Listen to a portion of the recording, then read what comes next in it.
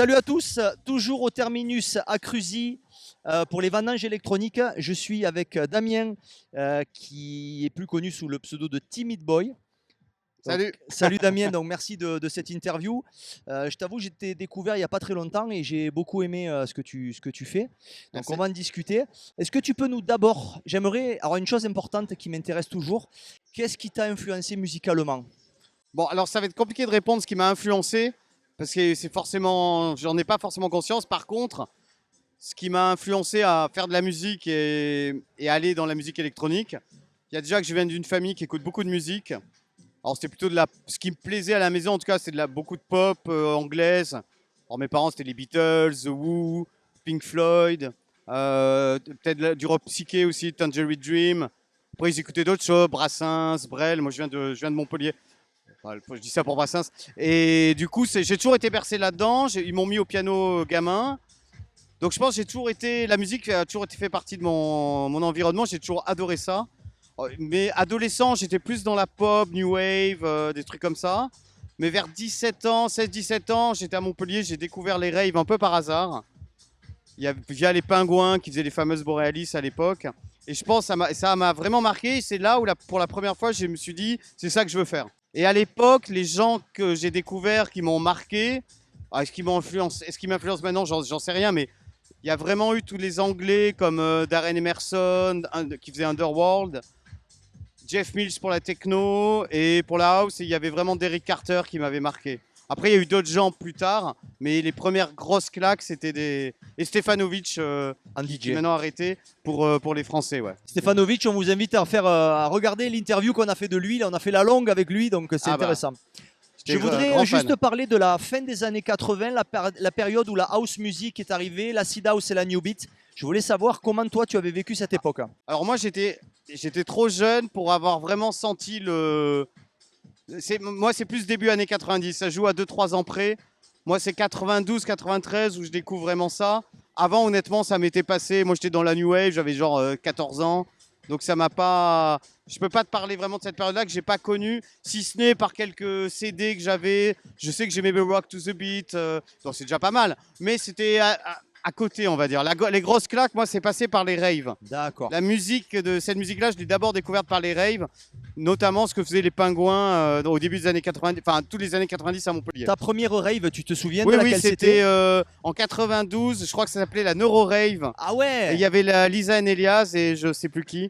Et j'étais encore allé, j'étais au collège ou au lycée. J'avais fait, j'étais allé sans, j'avais pas dormi, je me rappelle, j'étais arrivé, j'avais fait nuit blanche pour y aller. Là, si t'es passé de la new wave à Lisa and Elias, Non, je mais comprends que c'était le choc. ouais, après, ouais, les Elias, il y avait un truc un peu musicalement, je pense qu'il y avait un truc un peu sombre, mais non, ce qui m'a plu, c'est j'aimais pas trop les. Bah après, à 13-14 ans, je sais pas si on est. Non, j'avais peut-être plus 15 ans.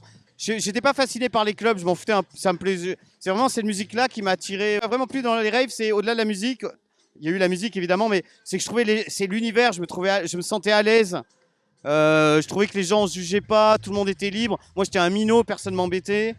Et j'ai adoré ce côté cool où les gens, personne s'embêtait. Et petit à petit, en sortant de plus en plus, on arrivait à 18-19 ans, j'ai encore plus aimé. Ou en tout cas, à l'époque, j'avais le sentiment de. Tu vois, les filles, on les embêtait pas, elles se faisaient pas trop embêter. Non. Il n'y avait pas d'embrouille non plus. Pas d'embrouille du tout, en fait. Non. Donc, c'est ça que j'ai vachement aimé. Et après, musicalement, il y a des trucs qui m'ont plus plu que d'autres. Mais c'est aussi j'insiste sur le côté d'abord en tant que de danseur et de personnes qui sortent. C'est ça qui m'a vraiment. Les premières claques sont liées à ça. D'accord. Quel est ton rapport au disque vinyle? C'est un rapport on est très proche. Déjà parce qu'à la maison il y en avait plein, mes parents ont plein de vinyles, de rock, de jazz, de tout.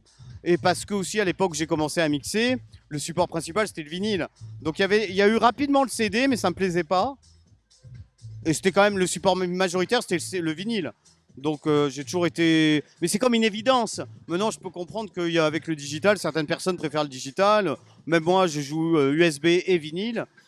Le digital a permis de démocratiser plus parce que c'est plus facile de trouver les morceaux. Mais voilà, donc le vinyle, il y a toute une nouvelle génération de gens un peu plus jeunes qui adorent le vinyle parce que justement, ils ont peut-être découvert le digital d'abord et ensuite ils découvrent l'objet. Le fait que de savoir mixer vinyle, c'est quand même un peu plus compliqué. Donc, il y a un savoir-faire qui est mis en avant. Toutes ces choses auxquelles je ne pensais pas, moi, forcément. mais que j'ai intégré maintenant, c'est vrai que c'est un savoir-faire de mixer vinyle, oui. De bien Quel, mixer vinyle. tu achetais tes disques dans quel magasin? À quel endroit Alors moi, tu les quand achetais? j'habitais à Montpellier, dans les années 90, c'était chez les Pingouins, Pingouin principalement. principalement, ouais.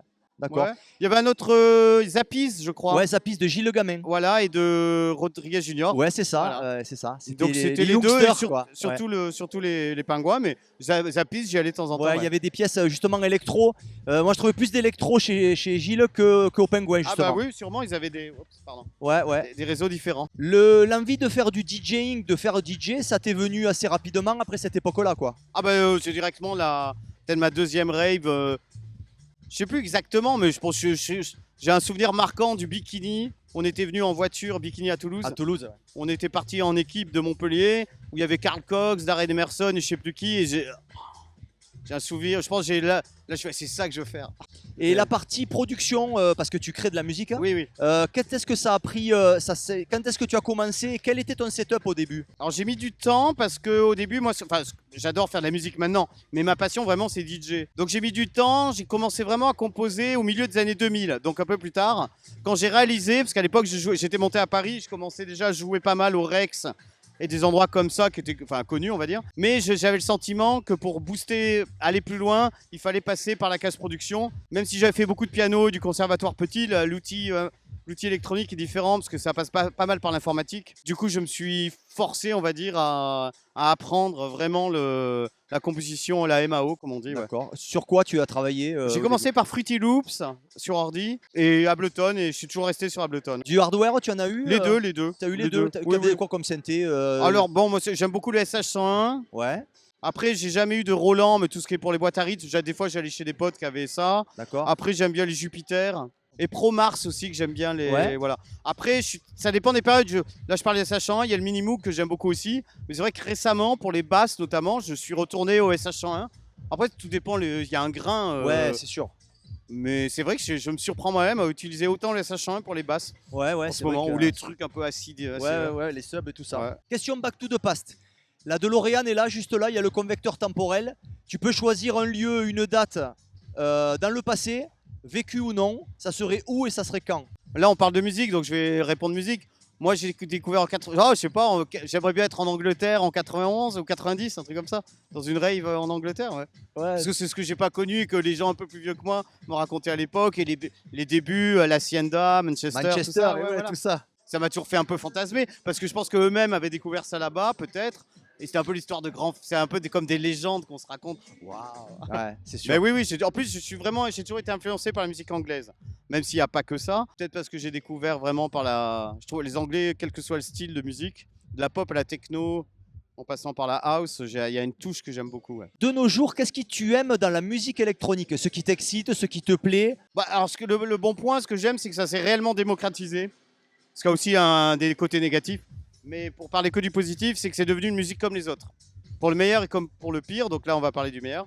Du coup, c'est vraiment une musique normalisée. C'est-à-dire qu'on parle de musique, moi, j'ai découvert il y a quasiment 30 ans ou 25 ans, qui n'était pas du tout normal. Et maintenant, pour les jeunes générations, des gens qui ont 20 ans, c'est devenu très démocratisé. Et surtout, il y a plein de styles. Moi, j'étais très fan de tout ce qui se passait, par exemple, au début des années 90. C'est comme ça que j'ai connu. Qui pendant des années, je ne pouvais pas vraiment exprimer. Ça faisait un peu ringard. Et depuis quelques années, la boucle est bouclée. C'est devenu un style à part entière. Donc, on peut explorer tous les styles. C'est un peu comme j'imagine, le rock a connu la même histoire. Tu as énormément de sous-genres. Genre, moi, à l'époque, techno house, c'était comme la même famille. Mais maintenant, c'est devenu vraiment... Dans la techno, tu as des milliards de genres différents. Un peu comme techno serait le rock. Ça irait du rock indie, rock commercial en passant jusqu'à le hard rock ou le heavy metal. Et dans la house, ça c'est pour la techno, et pour la house, tu as plein de sous-genres différents. Donc tu as plein de styles différents, quoi. Ouais. Donc ça, c'est bien, ça a marché. Ça, c'est le côté positif. Qu'est-ce qui te dérange dans la scène? Alors, je suis plus précis, dans la scène électronique d'aujourd'hui. Ce qui me dérange, c'est que du coup, le succès de cette musique-là a attiré des gens qui n'avaient rien à voir là, qui n'ont rien à voir là, qui ont une force de frappe au niveau du business, et que ça soit pour les artistes, il y a beaucoup de fake.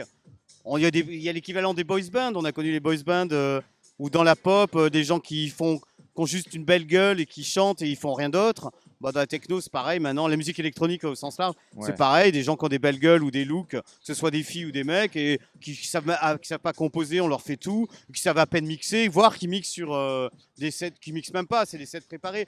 Donc, parce qu'il y a des enjeux derrière financiers, et tu as un pouvoir de frappe de la part de management, etc., qui se mettent là-dedans, et du coup, ça tue un peu le game parce que ça crée un écart, mais je te dis, c'est le revers de la médaille. C'est devenu une musique comme les autres, donc avec les mêmes problématiques que dans le rock ou dans d'autres musiques qui sont devenues avec des gros enjeux financiers. Mais voilà, ça me gêne toujours, ça me met toujours un peu mal à l'aise quand je vois des artistes qui sont fake. Ouais. Est-ce que tu peux nous parler de tes activités? Parce que tu as été journaliste, notamment spécialisé. Pareil, je crois que tu as un label aussi. Est-ce que tu peux nous parler de ces activités-là, s'il te plaît? Bah oui, oui, je suis monté quand je suis de Montpellier, mais je suis monté à Paris faire des études de journalisme. Après, j'ai travaillé comme journaliste dans pas mal de trucs en musique, mais en pop rock et en électro. Après, je suis devenu rédac chef adjoint de Trax pendant plusieurs années. Quand même. Et en parallèle, je développais ma carrière DJ sous Timid Boy. J'ai aussi après j'ai toujours d'ailleurs un label qui s'appelle Time Has Change. J'ai ensuite créé un nouveau label récemment qui s'appelle Almira Records, c'est mon nom de famille, surtout spécialisé dans le vinyle. Je vais faire du digital un peu plus tard aussi.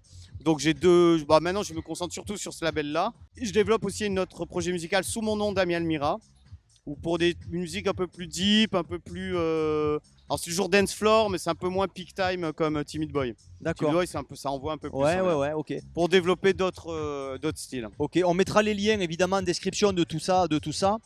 Qu'est-ce que tu as comme actu prochaine là, des choses qui vont sortir concrètement Sous Timid Boy, je vais avoir des trucs chez mon label Almira, sur le label de Relo qui s'appelle Records, R-E-E Records, chez Moine, sous Damien Almira, je vais faire des trucs chez Pleasure Zone. Si on veut, Damien, te suivre sur les réseaux sociaux ou écouter ta musique, quels sont les supports que tu nous conseilles? Alors, Instagram, SoundCloud, c'est pas mal. Instagram pour avoir les actus. Il y a Facebook aussi, mais c'est un peu moins... C'est mieux Instagram et SoundCloud. SoundCloud. Sous tous mes... Après, si tu vas sur Timid Boy ou Damien Almira, tu retomberas sur les autres projets aussi, il y a des liens. D'accord. Ok. Voilà. Bon, écoute, merci pour ton temps. Merci à toi. Ok, merci. Ciao. Ciao.